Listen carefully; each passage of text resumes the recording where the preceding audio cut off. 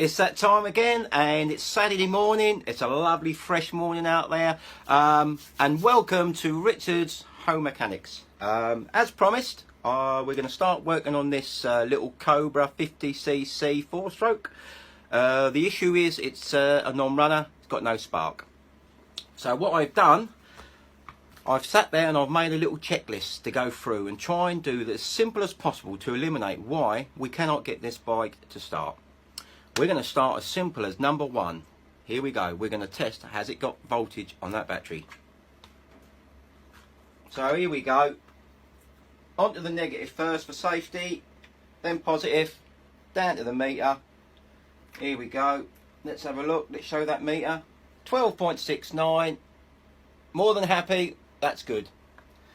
Let's tick that off the list. Main fuse. Someone had a go at obviously trying to fix this bike before I got my hands on it. I've had to make a little modification on the fuse. Very simple, just used a blaze fuse. I've checked the continuity on that. It's simple. Probes across there. Got a continuity reading. Perfect. That's perfect. As I'm waffling on about these multimeter, I will do a video on what I'm actually trying to explain, but there's quite a lot to get through, so I will do a separate video explaining what the continuity is, voltage, amps and etc, how to do that, but that will be at a later date. Right, we can tick the fuse off. Right, another very important thing on a motorcycle, and well on most vehicles, is a thing they call the stator. I call it an alternator on the car, but motorcycles have stators, and what that does, that powers up to the regulator, and that regulator supplies the battery. I'm not going to test the regulator because I've been through this and this battery is not being overcooked. What the regulator rectifier does, it keeps that voltage at a steady 13.78 into that battery. If you didn't regulate the voltage, this would keep going and going, and what voltage would go up, you would cook your battery, and within minutes your battery kaput, end of. So I'm happy that that rectifier is working fine. It's not cooked the battery. I've put the probes across it. Battery's not going high charge. That will soon shy. So we can move on to the next stage. And the next stage, as I said, is the alternator stroke stator. That supplies up to the regulator and the CDI. Now, basically, it's as simple as this. All I've done is I'm going to disconnect this plug. Let me just get a screwdriver.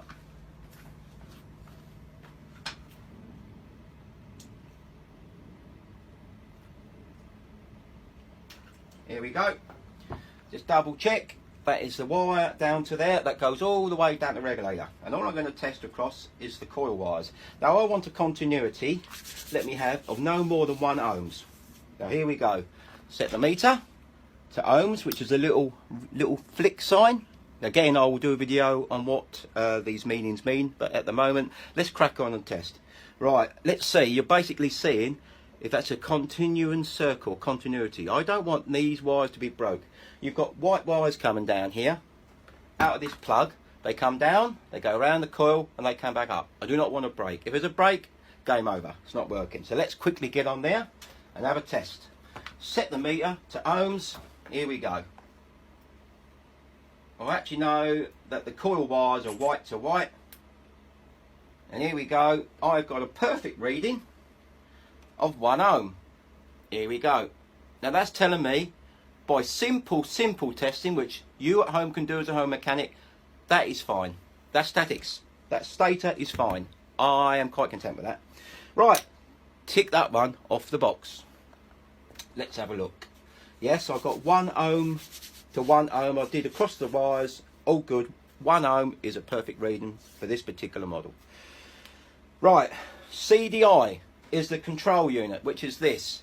It's a typical Chinese cheap and nasty piece of equipment, but what a CDI does, that controls, it's the brains. It's like your human brain. That controls when it sparks, that controls when it fuels, it controls everything to do with this bike.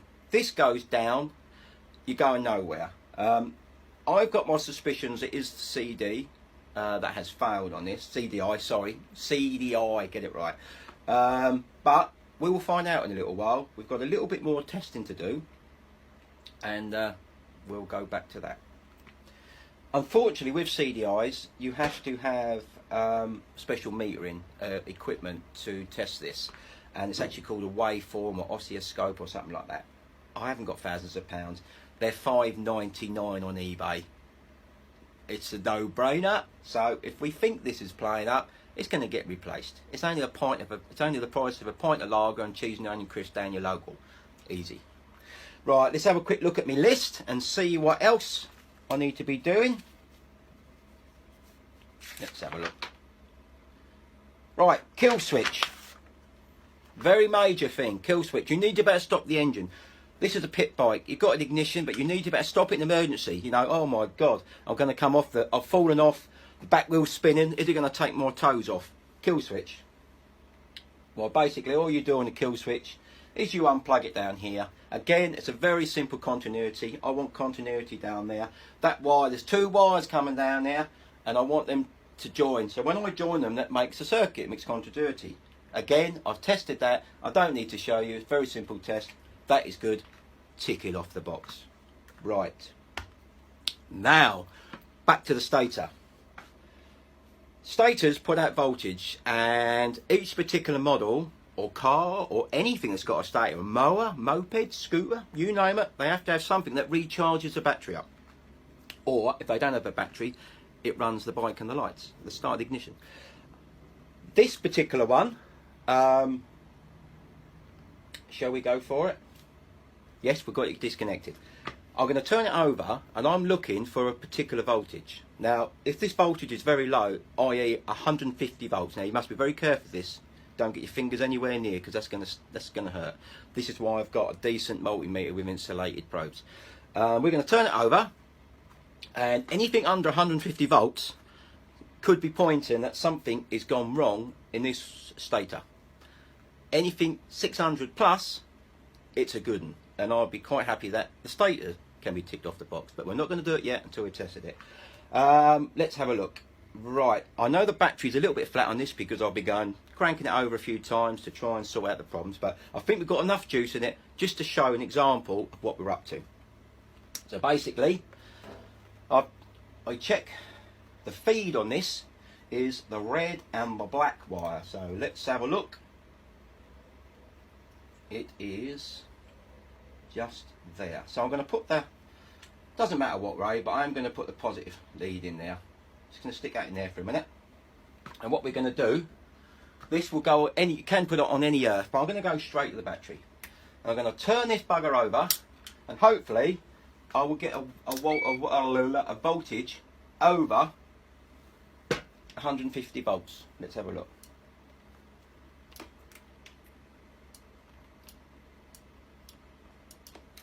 Bear with me. It's got to be connected. So let's have a look. Need to connect that up. Again, silly mistake. Sussed it. You know, this is what you're looking for. So I want at least 600 volts coming out of this stator, which is the alternator in car terms, for it to run. So I'm going on the red and black wire, which is the supply coming out of the alternator, and I'm going on the negative for the battery to get good earth, or in American terms, a ground. Let's have a look.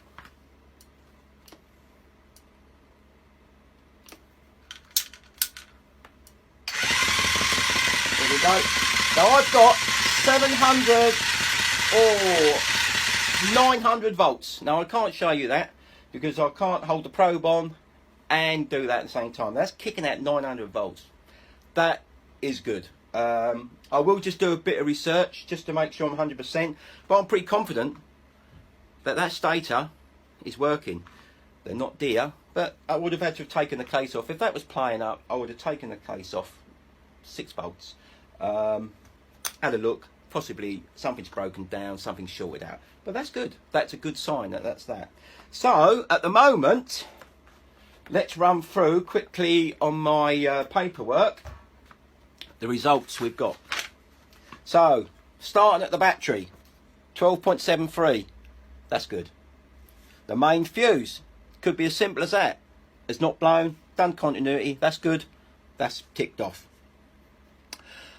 The main coil primary to earth is 0.4 ohms. That's good. The rectifier, regulator stroke rectifier, we're not going to touch that because I think that's okay. The stator, we've checked the continuity. Remember, the white in, white out, it's got to be a loop. And by putting a meter on it, you're connecting it and making it a loop. 1 ohm. That is as recommended in the manual, which I happen to quickly look on the internet. Right. CDI we obviously can't test because you need specialist equipment. We will just go there next. At the moment, all tests are firing up okay. Kill switch is good, and the stator output, anything under 150 volts was going to mainly cause an issue, or not an issue, could be a fault in there. That's kicking out nearly 700-800 volts. Again, be very careful, you know, I've got insulated leads. That's good. So basically, I've got one more test to do, which I think might confirm that the CDI is playing up. And what I'm going to do, I'm going to see, to get a spark, you need to get power to a coil, which, wait there, I've got one here. And as Blue Peter used to say, here's one I prepared earlier. That come off the bike. What we're going to do, this coil, which is fitted on the bike, gets powered there, and then the power goes down on your spark plug, which sits on there. Now, if I've got no power getting to this, then I ain't got no spark. Hence, I ain't got no spark on there, have I? Which ain't starting. So I'm going to quickly test it on here, and then that tracks back to the CDI, and that's highly pointing that CDI has gone bad, because everything else seems to be testing up to this stage, well, within tolerance. You know, you do get sillies, could be a silly broken wire. I'll show you in a minute. Someone's obviously had a little dabble in the wiring, and I've had to do a little bit of adaptation myself. But let's test this. Let's see if we got power to the coil. Right, set it 2 volts. Here we go. Right, ignition on. Right, I go to the positive where the feed is. I think they call it the primary of the coil. We'll go on there, and I'm going to go onto a good earth, which is, you could use an earthing point on the bike, but I'm going straight to battery. I'm getting absolutely zilch volts. That is not a good sign. Now, I've tested the coil, so I know, I'm pretty confident that coil is working. There's no breakdown in it. Again, the coil needs continuity. I'm getting a good reading on that. So somewhere from there, let's recap this. Let's do this in simple layman's terms. Voltage. You need voltage to get a spark. Voltage is being created. It's coming up into here, into the regulator, splitting off, charging the battery. But that's also supplying the CDI.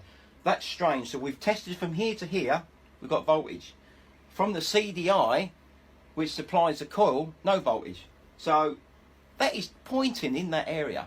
That's pointing there. So what I'm going to do, I am going to go on to Fleabay, and I'm going to order one of these. Simple, cheap. Let's have a look. One of these, a CDI. It's a grand total of £5.99 delivered from our best friends in China. Quality. We all know Chinese stuff's quality. So I'm going to go. What I'm going to do now, I'm going to finish my cup of tea. Hang on a minute. I nearly forgot. I made myself a cup of Charlie. Cup of coffee. Look, here we go. Okay, folks. I'm going to get on Fleabay, or eBay, if you want to call it properly. I'm going to order one of these, and that's going to be stage 2 next Saturday. So we're going to put this in and see if she runs. If she doesn't run, I suspect we might have a problem with this wiring. You know, I've tested it as much as I can. You can only do so much. So I might need to do some chopping out and replace the wires. Unfortunately, it is Chinese, and Chinese don't use the best quality connectors, as we know. So there you go. So anyway, you have a cracking Saturday, the rest of you. I'm now going to shut down shop. That's my Saturday morning done. I'm going to nip outside and get on car washing duties. As the Qashqai is now done, I've got to get out and wash it for Sue now.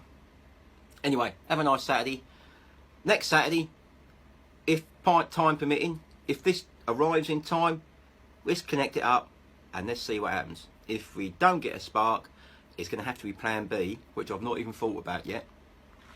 That's the beauty of home mechanics. Get it cheap, fix it, use it. Hello and welcome to Richard's Home Mechanics. Just a very quick video. I've had a few requests on the internet requesting how we're getting on with this pit bike.